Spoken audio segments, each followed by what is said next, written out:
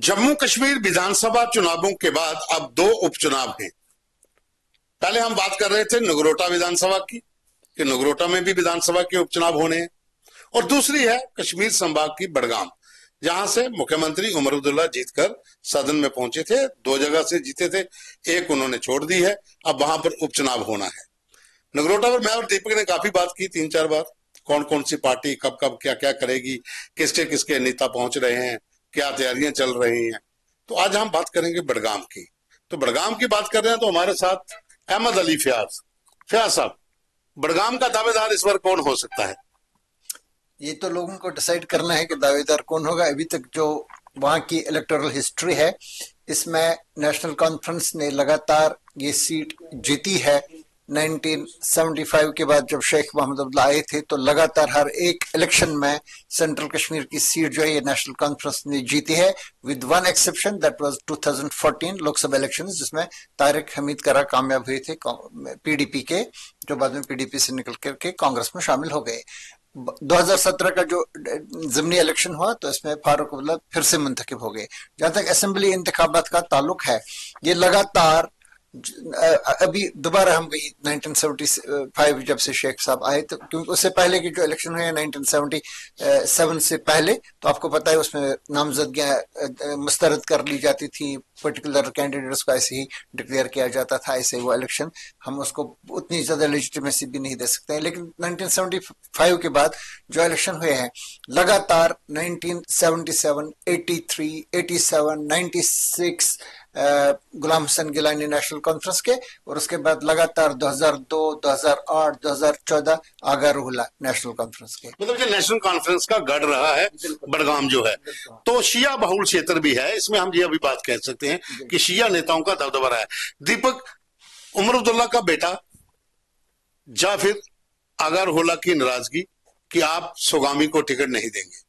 ये हालांकि फयाज साहब ज्यादा बेहतर वहां की जमीनी हालात जानते हैं, पर फयाज साहब मुझे लगता है, जो मैं समझ रहा हूं, कि बड़गाम ज्यादा इंटरेस्टिंग इसलिए हो रहा है इस बार क्योंकि जैसे ही जम्मू कश्मीर की सरकार बनी, आगा सईद रूहुल्ला एक युवा, एक यूथ लीडर, एक यंग चेहरा और श्रीनगर से एमपी, वो पहले ऐसे नेता थे जिन्होंने अपनी ही सरकार के खिलाफ प्रदर्शन कर दिया। और उस प्रदर्शन के बाद एक चीज साफ होने लगी, एनसी के ही बहुत सारे एमएलए, बड़े सारे स्पोक्स पर्सन ने उनके खिलाफ बोला कि भाई आपको सरकार के सामने नहीं आना चाहिए था। हालांकि चीफ मिनिस्टर ने नहीं बोला, उन्होंने कहा ये उनका डेमोक्रेटिक राइट है। मगर रूहुल्ला की नाराजगी, जैसे पवन जी ने कहा, बड़गाम में मुझे लगता है सबसे ज्यादा इंटरेस्टिंग यही हो रहा है कि कैंडिडेट रूहुल्ला की मर्जी से आएगा तो ही बड़गाम जीतेगी नेशनल कॉन्फ्रेंस, या फिर रूहुल्ला से लड़के इस बार जीतना चाहती है नेशनल कॉन्फ्रेंस। क्योंकि नेशनल कॉन्फ्रेंस के लिए ये एक बहुत बड़ा चैलेंज है कि कहीं बड़गाम हाथ से ना फिसल जाए, और अगर बड़गाम हाथ से फिसल जाता है तो ऐसे में एनसी की गवर्नमेंट के लिए ये हो जाएगा कि आप मेजॉरिटी गवर्नमेंट में तो है, बट आपके सीएम की ही सीट हाथ से निकल गई। क्या साहब, इसमें जो दीपक ने बिल्कुल सही पॉइंट कहा कि नेशनल कॉन्फ्रेंस की जो शाख है ना, वो कहते हैं दांव पर लगी हुई है कि हमने ही जीतनी है, क्योंकि मुख्यमंत्री जीते थे तो अब कोई भी कैंडिडेट हमारा आएगा। लेकिन कहीं ना कहीं राहुल्ला की जो नाराजगी है, जो खबरें हैं कि थोड़ा रिफ्ट भी बीच में पड़ गया था और कुछ लोग मनाने भी पहुंचे थे, वो डिटेल तो आपके पास होगी। जब आप बड़गाम के इलेक्टोरल डायनेमिक्स की बात करते हैं तो वहां पे ध्यान में रखना ये बात जरूरी है कि जैसे कि आपने कहा कि ये एक शिया अक्सरियती कॉन्स्टिट्यूंसी नहीं है। ये बात साफ करना जरूरी है कि 65% वोट तकरीबन सुन्नी मुस्लिम्स का है और 35% के करीब वोट शिया मुस्लिम्स का है। ये ज्यादा मैटर क्यों करता है शिया मुस्लिम्स का वोट? इसलिए कि ये अक्सर एक ही कैंडिडेट को जाता है। सुन्नी मुस्लिम्स का वोट जो था ये तकसीम होता है मुख्तलिफ कैंडिडेट्स को। इसलिए 2002, 8 और 14 के जो इलेक्शन हुए थे, इसमें एक और फैक्टर भी इंपॉर्टेंट है, वो ये कि जो सुन्नी मुस्लिम वोटर है ये हुर्रियत कॉन्फ्रेंस और मिलिटेंट्स की कॉल पे लबैक कर करके, मतलब, या कुछ लोग डरते भी थे बंदूक के खौफ से भी, वो लोग इसमें पार्टिसिपेशन उनकी कम रहती थी, जो टर्नआउट होता था। इसके बरकस जो शिया वोटर हैं, चाहे वो पट्टन में है, चाहे बडगाम में है और दूसरी जगहों पे है, वो लोग बहुत सारे, मतलब 70-80%, कभी 90% वो लोग निकल आते थे और वोट डालते थे किसी खौफ के बगैर। वो एक मजहबी जज्बा के साथ वोट डालते थे। यही एक फैक्टर बना था।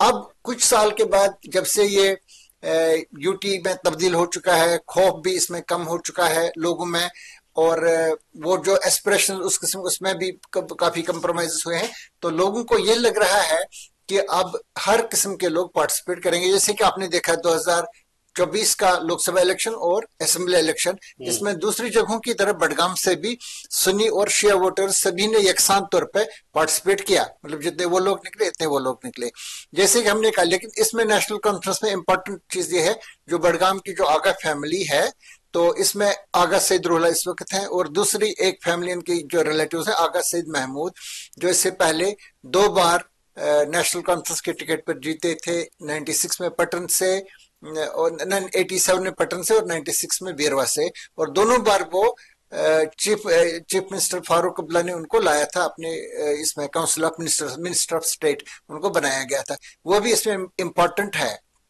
तो वो भी एक इम्पोर्टेंट है, इनको इग्नोर नहीं किया जा सकता है, ना आगा रूहुल्लाह को ना उसको आगा सईद महमूद को। लेकिन इसमें एक चीज है कि युवा चेहरा राजनीति में आ रहा है। उमर अब्दुल्ला के जो बड़े साहबजादे हैं, जो एडवोकेट भी हैं, वो इलेक्शन में काफी सक्रिय भी रहे थे, उनको लाने की तैयारी हो रही है। और राहुल्ला को उनको सपोर्ट है कि राहुल्ला चाहते हैं कि उमर का बेटा है। ये मीडिया स्पेकुलेशंस है, जहां तक मेरा अंदाजा है। मैं नहीं समझता हूं चाहे वो उमर साहब का बेटा हो। उमर साहब तो खुद एक्सेप्टेबल हैं, वो किसी भी कश्मीर की कॉन्स्टिट्यूशन में जाएंगे तो उनको एक्सेप्ट किया जाएगा, ये नहीं बताएंगे कि बाहर का है, आउटसाइडर है, उसको कोई नहीं कहेगा। और जिस पार्टी का भी होगा, जैसे कि महबूबा मुफ्ती ने इलेक्शन लड़ा, कभी बिजबहरा से, कभी अनंतनाग से, कभी वच्ची से, तो मुख्तलिफ जगहों से इन्होंने इलेक्शन लड़ा। और पार्लियामेंट का इलेक्शन भी इसने 2004 वाला, मतलब इसने कई इलेक्शन अनंतनाग से लड़े, श्रीनगर से भी इसने लड़े और हारे उस वक्त, लेकिन लड़े। इनको नहीं, पार्टी प्रेसिडेंट को कोई नहीं कहता है कि आउटसाइडर है। लेकिन जो बाकी लोग हैं, चाहे वो नासिर सोगामी साहब हैं जो चीफ मिनिस्टर के पॉलिटिकल एडवाइजर हैं, या उमर साहब की खुद इनके फर्जंद जो है, इनको अगर वहां पे बडगाम में लाया जाएगा तो इसमें एक सवाल वहां पे उठ खड़े, इनको आउटसाइडर्स ही बोलेंगे। अब इसमें इंपॉर्टेंट बात यह है कि अगर इसमें अगर वो इसमें एक जनरेट कर लेते हैं इनके लिए बेस वहां पे है, नहीं ये अब उमर साहब ने रिजाइन कर लिया है, इसके अब इनके बेटे को भी लॉन्च करना चाहिए और हमें सीट नहीं हारना चाहिए वगैरह, लेकिन वो नहीं है। जो अभी ये deputy chief minister Surendra Choudhary ji और खुद नासिर सोगामी वहां पे गए थे, तो हमारी इतलात के मुताबिक उन्होंने उस वक्त, हालांकि मीडिया में उन्होंने कहा कि इस पे कोई बात नहीं हुई, लेकिन अंदर अंदर से लोग बता रहे हैं कि उसने सपोर्ट किया है आगा महमूद को ही, कि इनको ही दिया जाना चाहिए बनिस्बत के नासिर सोगामी या किसी और को। तो अब ये देखना है कि नेशनल कॉन्फ्रेंस किस तरीके से, लेकिन आउटसाइडर को वहां से लाएंगे तो उनके लिए मुश्किलात पैदा हो जाएंगी। आउटसाइडर की बात करते हैं दीपक, तो उमर साहब के बेटे तो आउटसाइडर नहीं हो सकते। हाँ, ये उन्होंने स्टडी बाहर की है, बाहर पढ़े हैं, लेकिन इसमें एक बड़ा सवाल ये है कि बडगाम में जैसा फयाज साहब कह रहे हैं कि इतने % शिया हैं, वन साइडेड वोट होता है, शिया कम्युनिटी को जाता है, और राहुल्ला साहब का वो पूरा गढ़ है। अब वहां पर आगा सईद हैं, वो भी शिया हैं। तो जो खबरें हैं कि राहुल्ला नहीं चाहते कि कोई अब उनकी बराबरी पर आकर इस समुदाय के ऊपर कंट्रोल करे, इसलिए अब मुझे जो हमारे पास रिपोर्ट्स हैं कि राहुल्ला साहब का जो पूरी तरह से सपोर्ट है वो उमर साहब के फर्जंद को है। देखिए, 2 चीजें हैं इसमें पवन जी, जो मेरी नॉलेज कहती है कि अगर उमर साहब के साहबजादे आते हैं, वहां से इलेक्शन लड़ते हैं, तो कहीं ना कहीं एक शेख फैमिली के चौथी जनरेशन पॉलिटिक्स में आ रही है। जाहिर सी बात है, उमर अब्दुल्ला और डॉक्टर फारूक अब्दुल्ला दोनों ही ये चाहेंगे कि वो जहां से भी लड़े जीते, कहीं हालात इल्तिजा मुफ्ती वाले ना हो। पहली बार लड़े और हार गए और फिर आप उसमें डाउन साइज होते हैं। और उमर अब्दुल्ला इतने समझदार और मैच्योर पॉलिटिशियन हैं, डॉक्टर साहब भी ऐसे ही हैं, डॉक्टर फारूक अब्दुल्ला, कि वो गारंटी होगी जीत की तो ही लड़वाएंगे। पहली बात ये रही। फयाज साहब भी शायद एग्री करेंगे इस बात से, जब आप लॉन्च कर रहे हो तो उसका मतलब है जीत।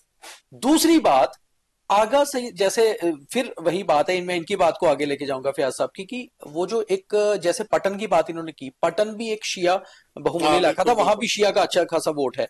वैसे ही बडगाम में भी अच्छा खासा मींस कि वो शिया वोट पड़ता है, वो ज्यादा वोट पोल करते हैं, ये है नहीं वहां ज्यादा। मगर बात ये है, अगर आगा सैयद रूहुल्ला के जो रिलेटिव में ही आते हैं, आगा सैयद महमूद, अगर उनको टिकट नहीं मिलती और किसी सुन्नी मुस्लिम को टिकट दे दी जाती है, जैसे हम कल नगरोटा की समीकरण बात कर रहे हैं, जाती है, यहां भी जाती है समीकरण वाली बात है, अगर किसी सुन्नी मुस्लिम को टिकट दे दी जाती है बडगाम से, और उसमें देखिए पीडीपी कांग्रेस इस समय वेट कर रही है और बाकी पार्टियां कि पहले एनसी डिसाइड करें, और मान लीजिए पीडीपी या कांग्रेस वहां से कोई शिया को ले आते हैं, कोई अच्छा कैंडिडेट, नया चेहरा ले आते हैं किसी और को, और ऐसे में फिर मुकाबला जबरदस्त हो जाएगा। क्योंकि एक तो वो बोलेंगे कि आपने बाहर से कैंडिडेट लाया, एनसी ने बाहर से, डजंट मीन जो बाहर पढ़ के आया, बाहर से मतलब उस कॉन्स्टिट्यूएंसी का नहीं है, डिस्ट्रिक्ट का नहीं है, हाँ कॉन्स्टिट्यूएंसी बाहर से।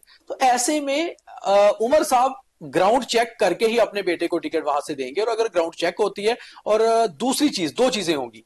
एक तो आगा सैयद रूहुल्लाह अगर उमर साहब के बेटे को फुल सपोर्ट करते हैं और उनके लिए कैंपेन शुरू कर देते हैं तो, और दूसरा ग्राउंड की पोजीशन देख के, ये दो चीजें देख के ही उनको लाएंगे। और अगर एनसी उनको नहीं लाती है तो फिर एनसी ये सोचेगी कि हम ऐसा कैंडिडेट दें जो कैंडिडेट हमारी जीत की जो एक लगातार चलती आ रही रिवायत है बडगाम से, उसको आगे बढ़ाए। ये ना हो कि हम बडगाम हार जाएं और फिर ये लगे कि सीएम साहब ने जो सीट छोड़ी वही पार्टी हार गई, तो वो पार्टी के लिए दिक्कत हो जाए। और जिससे एक इम्पोर्टेंट बात और भी है, जो जब हम कह रहे हैं ना शेयर वोट, इसका मतलब नहीं है आज की तारीख में कि ये वोट एक ही कैंडिडेट को जाएगा। हाँ। अभी नई डेवलपमेंट हुई है जो 2024 के असेंबली इलेक्शन में हुई, कि वहां के जो एक और मजहबी लीडर जो अंजुमन शरीशान के सदर भी हैं, आगा सईद हसन, और साइमल्टेनियसली वो हुर्रियत कॉन्फ्रेंस के भी एक वरिष्ठ लीडर रहे हैं शुरू से ही। पहले जनरल काउंसिल में थे, फिर executive council, very important leader Hurriyat. अभी तक उन्होंने रिजाइन नहीं किया है, हुर्रियत कॉन्फ्रेंस के लीडर है। अभी दिल्ली भी गए थे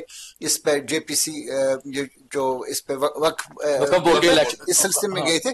तो इन्होंने अपने बेटे को वहां पे, मैं नहीं कह सकता उन्होंने कहा कि आप लड़ो, हम कह सकते हैं उनका बेटा वहां पे कोशिश आया नहीं, उन्होंने, मैं ये कह सकता हूं कि उनका बेटा वहां से इलेक्शन लड़ रहा था और उसको 18,000 मतलब वहां वोट भी मिला उसको, अच्छा, बड़गाम से, लेकिन हारा बड़े मार्जिन के साथ उमर अब्दुल्ला के मुकाबले में। ये पीडीपी का कैंडिडेट था और अगले इलेक्शन में भी यकीनी तौर पर ये पीडीपी का कैंडिडेट होगा। तो इसका मतलब है कि जो आगा रूहुल्लाह को पहले वोट मिलता था, कोई 10-15 हजार जो सपोर्टर हुआ करते थे आगा सईद हसन के, जो उनके अंकल हैं, और उनका जो वोट है वो एकदम कट गया, वो उधर की तरफ चला गया।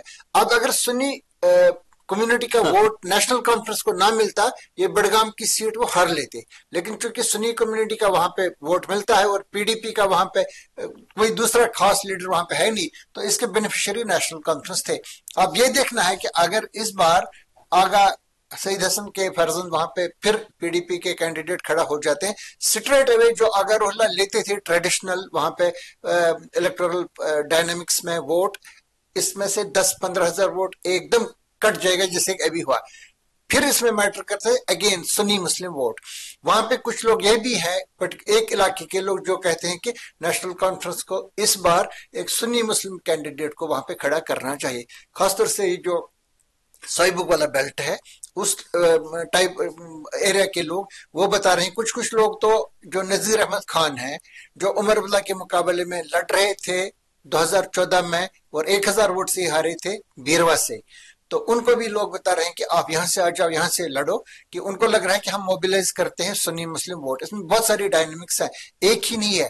तो जो भी फैसला वहां पे नेशनल कॉन्फ्रेंस ले लेगी, मैं समझता हूँ ये सारी चीजें देखने के बाद उसके इर्द गिर्द ही बाकी पार्टियां आएंगी। मतलब इसमें ईगो का मसला नहीं रहेगा कि चलो इस आगा साहब को दे दो या उसको या सुन्नी मुस्लिम कैंडिडेट, ऐसा नहीं होगा। मेरे ख्याल से पूरे असेसमेंट कर लेंगे उतनी तो इनमें। बिल्कुल बिल्कुल फयाज साहब, आपने कहा, दीपक ने बिल्कुल सही बात की, लेकिन दीपक ने एक बात बहुत सही कही है कि फारूक अब्दुल्ला, उमर अब्दुल्ला मंजे हुए नेता हैं और फारूक साहब तो खिलाड़ी हैं।